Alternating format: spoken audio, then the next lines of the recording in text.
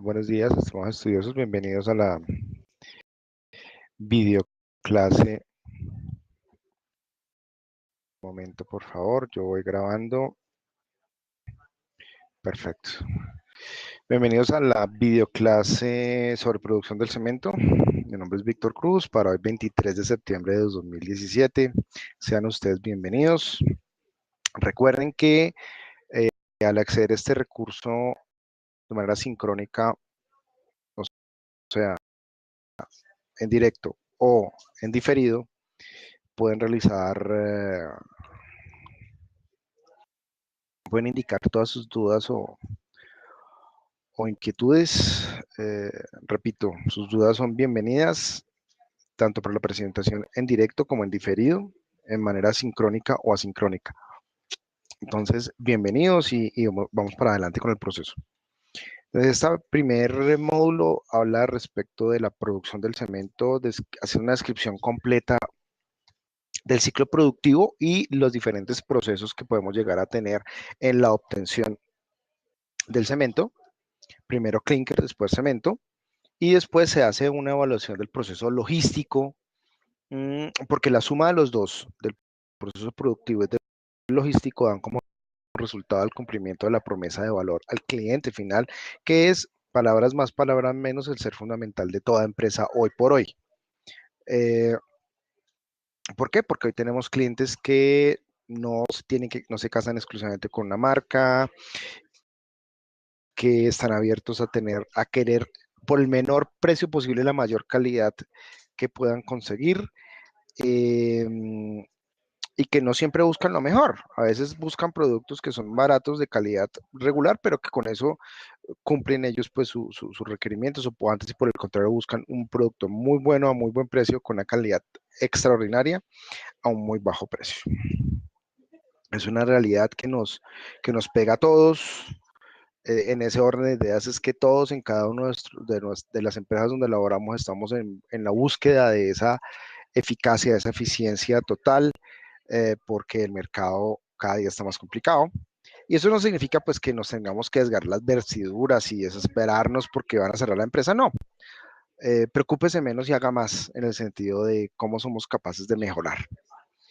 Ahora, desde la operación y o mantenimiento de los equipos podemos lograr excelentes mejoramientos, excelentes resultados, de tal manera que vamos a centrarnos en que lo que nosotros hacemos lo hagamos de una manera muy competitiva. ¿De acuerdo? Voy a centrar la bioclase en el tema de producción del cemento.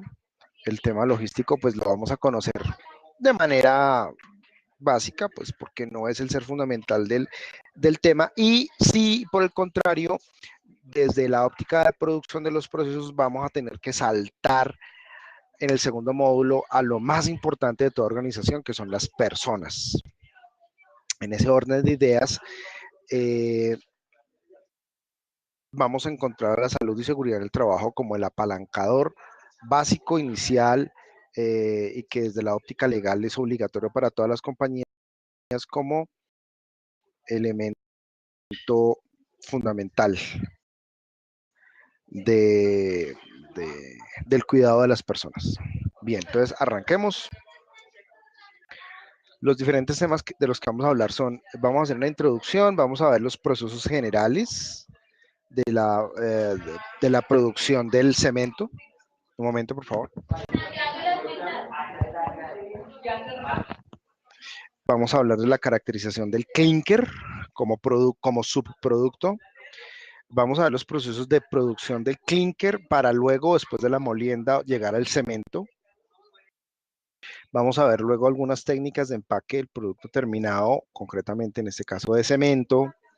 Vamos a hablar de las pruebas de calidad, donde este aspecto pues no está en la información del módulo. Quiero que lo conozcan porque les va a permitir entender, tener una entrada a una de las actividades que más adelante van a hacer. ¿Por qué? Porque cada uno de los productos que procesemos, productos o subproductos que procesemos, tienen unas características de calidad que hay que cumplir. Esas características de calidad son las que apalancan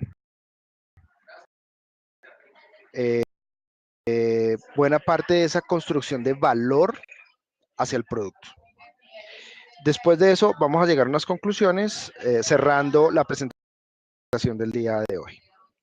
Entonces, a manera de introducción, les contaba que el aula consta de dos módulos. Uno primer módulo en donde vemos el proceso productivo y logístico, y un segundo módulo en donde hablamos al respecto de la salud y seguridad en el trabajo. Bien, entrando más hacia lo que tiene que ver con la producción, quiero mostrarles este recurso que está publicado en el módulo 1, esta infografía respecto de la historia del cemento Portland. Básicamente hay cementos naturales y artificiales. En la antigüedad se usaron algunos cementantes.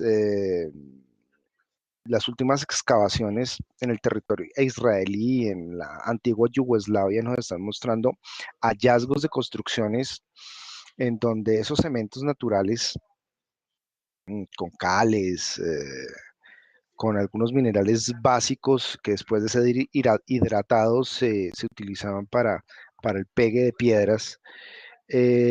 Las excavaciones están mostrando que para el 7000 y 6000 antes de Cristo ya hubo utilización de este tipo de tecnologías.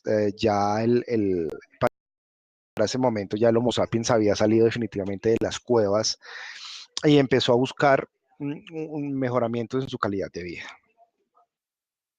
Entre 7000 y 6000 antes de Cristo, entonces están estos hallazgos. Para el 2550, pues ya los egipcios nos muestran unas pastas que corresponden a la mezcla de yesos y calizas, que permitían la unión de piedras. Y pues yo les traje un gráfico acá de una de esas hermosas obras egipcias en donde ellos ya se atrevieron a dibujar que sí, efectivamente armaban esta pasta con la que unían piedras, que les permitía la construcción de sus obras, de las cuales hoy aún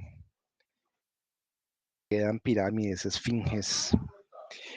Para el 3550 antes de Cristo los griegos para el 350 antes de Cristo los griegos mezclan depósitos volcánicos con yeso, cal y agua en un mortero, tema con el que continuaron los romanos. Los romanos llegaron a crear un cemento natural, puzolánico, que es el que utilizaron en la construcción de lo que ellos más grande hacían eran los templos a sus dioses. Y hoy aún hay restos de ese tipo de construcciones. En el contexto prehispánico, las culturas maya, azteca, inca, nos muestra algunas de sus obras. Aquí está la pirámide del Sol, fotografías de la pirámide de la Luna en Teotihuacán. Estas pirámides construidas desde casi que el año cero, aún hoy están en pie. Por otro lado, y desde la historia, algunos adelantos que arrancaron desde 1748 dieron como resultado lo que conocemos hoy como cemento Portland. Básicamente el tema arrancó con la fabricación de un producto, de un cemento hidráulico que fuera muy resistente al agua, que que permitiera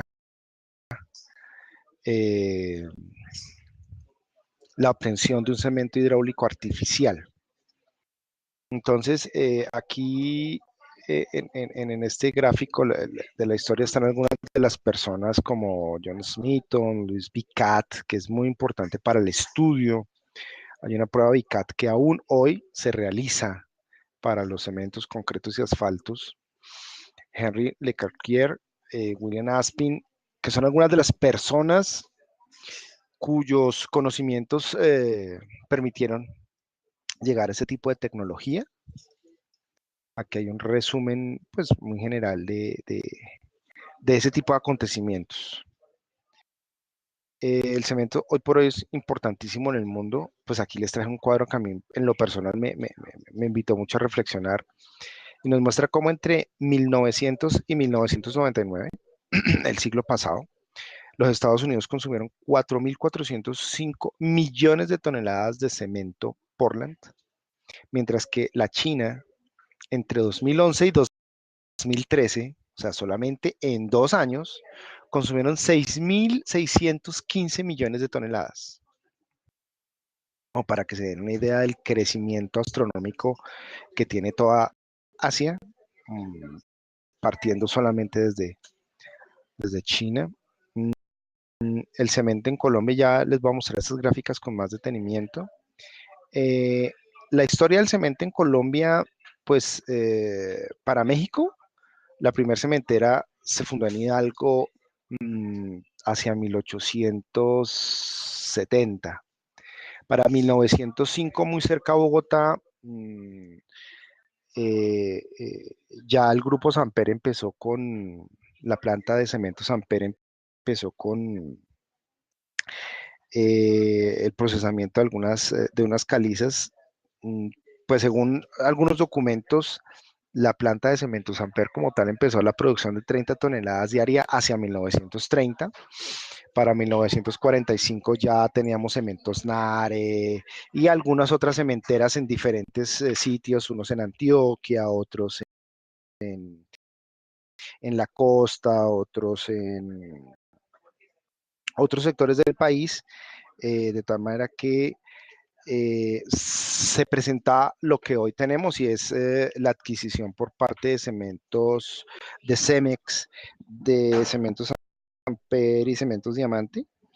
Y el grupo Argos, que pasó de una primer planta, ya compró muchísimas otras.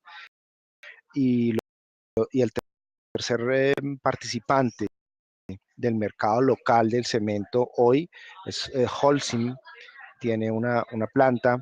Y son los tres grandes competidores que absorben el mercado hoy por hoy. Bien, el segundo archivo que les quería mostrar es respecto de la importancia del cemento en Colombia. Este es un elemento, el resultado de la estadística del cemento gris, entendiendo que el cemento gris es el cemento Portland tipo 1, y que aquí están los datos recabados hasta julio de 2017 por el DANE. Entonces, dice que entre 2000, entre enero de 2013 y julio de 2017, ese es el comportamiento en toneladas. El azul claro es la producción y el azul oscuro son los despachos nacionales que se han realizado de manera interna de ese cemento gris. Repito, es cemento Portland tipo 1. Estamos hablando de que para julio de este año consumió el país 1.041.200 toneladas de cemento. Una cifra pues para nada despreciable. Otra de las gráficas que me llamó mucho la atención fue la repartición por departamentos. Entre enero y julio de 2017, en donde los que más crecimiento tuvieron fueron Antioquia, con 460 toneladas, Nariño, Caldas y Magdalena, y Bolívar. Eh, Mientras que Bogotá tuvo un decrecimiento comparado con el semestre inmediatamente anterior.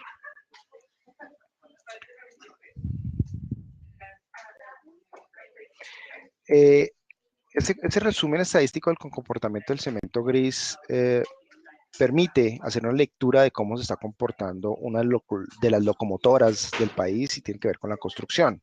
Por eso el DANE hace una revisión muy completa de lo que pasa. Bueno, sigamos entonces. Vamos a hablar de los procesos generales de la producción del cemento, entendiendo que hay un subproducto que participa en el ejercicio que es el clinker.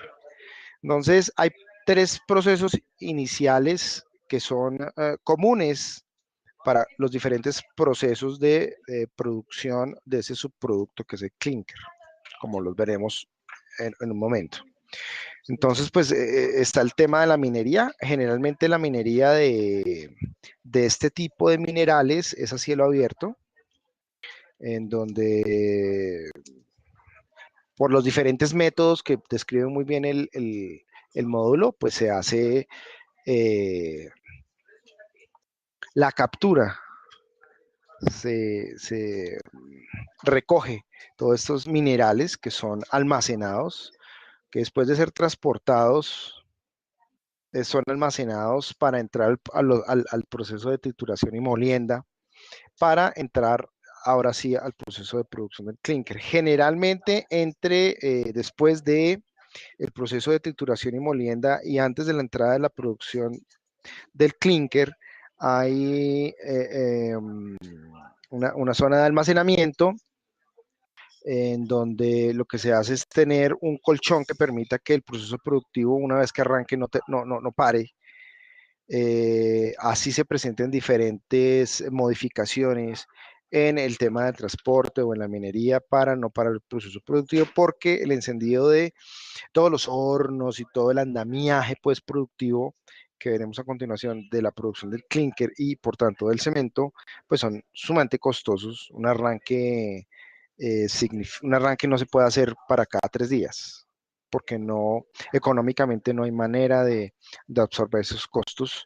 Entonces, una manera de permear el proceso y de impedir que se presente alguna situación es básicamente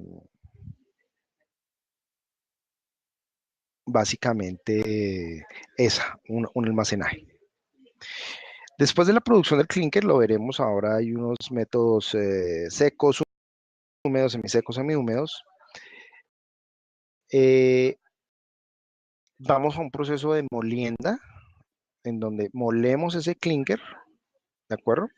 Y entregamos cemento que va a unos hilos. Desde esos hilos el cemento se transporta para ser empacado a granel. Bueno, aquí pido disculpas, les quería mostrar en la gráfica que el DANE muestra que más o menos el 25% de la producción nacional se empaca a granel para grandes consumidores y el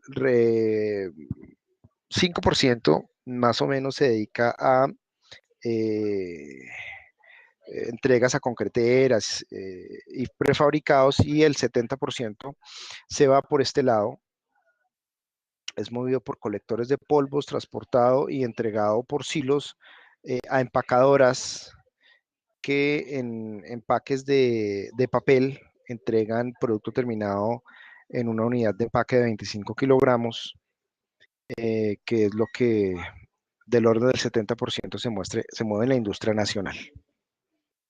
¿De acuerdo? Recuerden que si tienen dudas, preguntas o inquietudes, voy a revisar el chat a ver si hay alguna duda al respecto. No hay ninguna pregunta por ahora. Sigo. Para quienes accedan a este recurso en diferido, les recuerdo que están abiertos los canales de comunicación. Aquí miremos ese resultado que les estaba comentando hace un instante.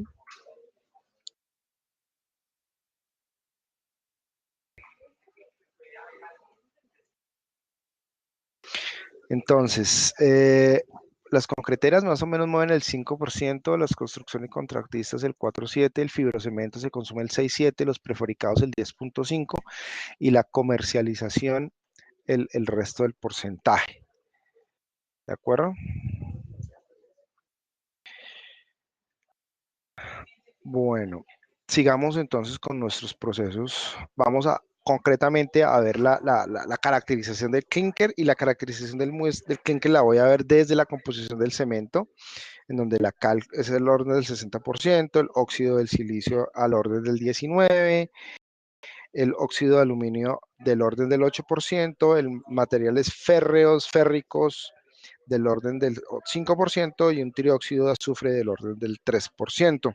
Cuando digo del orden, es que los diferentes tipos de cemento Portland que encontramos comercialmente tienen diferentes porcentajes. Esos porcentajes tienen que ver con el tipo de materias primas que se utilicen y las materias primas también tienen que ver con que si el proceso productivo se va a hacer en vía húmeda, semiseca, semihúmeda o seca. ¿De acuerdo? Bien, importantes, la caliza, es una piedra de extracción eh, pues de minería de cielo abierto, es la principal materia prima para la elaboración del cemento. La arcilla, producto natural que proviene de la descomposición de minerales de aluminio, tiene una participación en los costos pequeña, pero su explotación es importante, en donde también está el yeso, cuya función primordial es controlar el tiempo de fraguado. Por otro lado está la escoria puzzolana, que son materiales que constituyen el principal aditivo en el proceso de fabricación, que ya se agregan ya en la parte final del proceso, cuando ya vamos, después de tomar el clinker y entramos a mezclar para la obtención del cemento en la molienda. Sus cualidades hidráulicas y conglomerantes hacen que al mezclarse con el clinker haya una reacción física que engancha el volumen, lo que aumenta la capacidad de producción de las plantas y le da esas características fundamentales al producto. Entonces, vimos que hay tipos de producción para la obtención del clinker en vía seca, húmeda, semiseca y semihúmeda, que el tipo de caliza y arcilla son los que definen qué tipo de vía se debe utilizar de vía de producción, y en la actualidad el 78% de la producción del cemento se realiza en hornos semisecos o semihúmedos, y solamente el 6% de la producción europea se realiza mediante vía húmeda. O sea, el 78% quiere decir que la mayor parte de la producción se hace en procesos semisecos o semihúmedos. Bien, entonces veamos gráficamente cómo es el tema de la producción. Básicamente yo tengo unos minerales que van a ser almacenados, que entran a unos hilos, que por medio de unas tolvas se mueven gracias a unos colectores de polvos que alimentan unos molinos generalmente verticales, en donde hay una aspiración de esos polvos de esos minerales que llegan a la zona de los cuerpos moledores, que van girando sobre un disco de molienda, fracturando estas piedras, que recuerden ustedes que ya hablamos con anterioridad, que vienen de un proceso inicial de molienda y trituración del orden de, aquí estamos hablando de 1,5 cm de diámetro en promedio, y entran a esta zona, esos cuerpos moledores que van girando y van trabajando, llegando a la obtención de unos polvos que son aspirados hacia unas tolvas guías de material, pasando por unos separadores dinámicos eh, que conectan con unos aspiradores que se llevan el producto en polvo. Aquí también entra aire caliente, que hace que sea mucho más fácil el movimiento de estos polvos, que después de pasar por los separadores dinámicos aseguran el movimiento neumático de dichos materiales, que son ubicados después en silos, desde los cuales se hace ya la alimentación controlada para el proceso más importante, en donde hay un comportamiento en donde el material va moviéndose en una dirección y el calor va moviéndose en dirección contraria, de tal manera que los gases de salida alrededor de 450 grados en este horno de concleración genera pues una completa evaporación del agua, después una descomposición de la arcilla, llegando a la zona de calcificación, en donde la caliza se descompone, llegando después a la zona de clinceración, donde es el inicio de la formación del silicato dicálcico, llegando finalmente al inicio de la formación del silicato tricálcico, que para después entregar este producto, este subproducto, a la zona de enfriamiento de clinker. No es que se tenga que aprender esas fórmulas químicas, es para que lo tengan claro, es que las reacciones que forman el clinker se dan, como lo vimos en el cuadro anterior, en fases de temperatura, entonces entre los 1000 y 1100 grados centígrados, obtenemos el aluminio tricálcico y el silicato dicálcico. Hacia los 1100 y 1200 grados centígrados, obtenemos el ferritoaluminato tetracálcico y desde los 1250 a los 1480 grados centígrados el silicato tricálcico. Minerales que son necesarios para que el clinker, después de ser molido, tenga ese comportamiento cementante hidráulico que permita el trabajo para el cual se requiere ese diseño. Vamos a hablar ahora de unos ensayos de calidad en el cemento. ¿De acuerdo? Este tema es importante porque quiero que entiendan que lo que buscamos es la fabricación de un producto que cumpla unas características de calidad en pro del cumplimiento de la promesa de valor al cliente final. Entonces está la NTC 33, este ensayo permite la determinación de la finura del cemento a través de su permeabilidad de aire en un aparato que se denomina aparato de ensayo de Blaine. Conocer este parámetro influye en el comportamiento del cemento en temas como tiempos de fraguado, consumos de agua, desarrollo de resistencias tempranas, entre otros. Entonces, hay empresas que se dedican al diseño y fabricación y distribución de elementos que mezclados con el cemento permiten que haya retardo del tiempo de fraguado o aumento de la velocidad de fraguado para llegar ya después al tema de los concretos y ofrecer ciertas características de resistencia, etc. Está la NTC 118, que es un ensayo que permite la determinación de los tiempos de fraguado del cemento. Y utiliza el aparato de Vicat, que es un ingeniero que está allá en el tema de la historia del cemento Portland, quien determinó ese ensayo desde 1811 más o menos,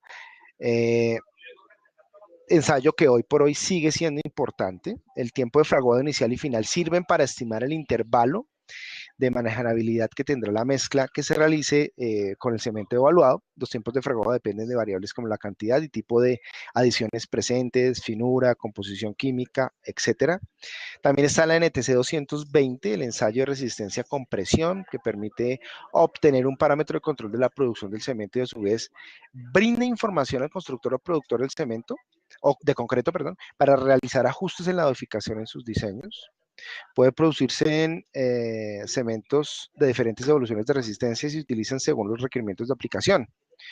Por ejemplo, los cementos de alta resistencia temprana que se usan en los elementos prefabricados, como dovelas de puentes, como columnas de puentes, como vigas, como tubos y sistemas industrializados que tienen la necesidad de ser desencofrados a edades tempranas, que se utilizan, por ejemplo, en las construcciones modernas. Está la NTC 294, que determina la finura del cemento mientras un tamiz de 45 micras, que es la malla número 325, Corresponde a la finura del cemento porque influye en aspectos tan importantes como consumo de agua, tiempo de fraguado, desarrollo de resistencia. Y está la NTC 294 que determina la finura del cemento mientras mientras el mismo tamiz de 45 micras, pero ya orientado hacia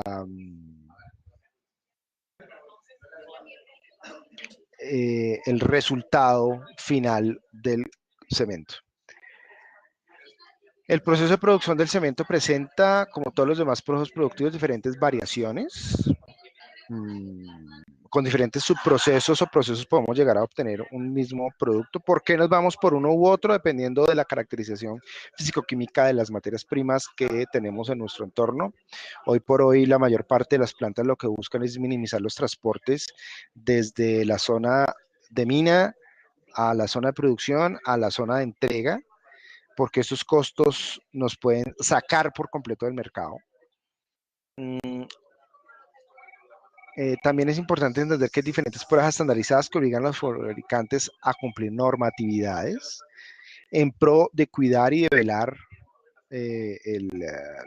la promesa de valor al cliente, y cada proceso productivo tiene una ventana de proceso que permite entregar una determinada cantidad de producto en unas determinadas condiciones de calidad. De acuerdo, estimados estudiosos, muchas gracias por su tiempo. Recuerden que si tienen dudas sobre esta presentación o sobre los diferentes temas que estamos abordando en el aula, están mi correo electrónico, está el chat y los diferentes medios de comunicación que tenemos. Muchas gracias por su tiempo. Un buen día. Vamos a parar la grabación.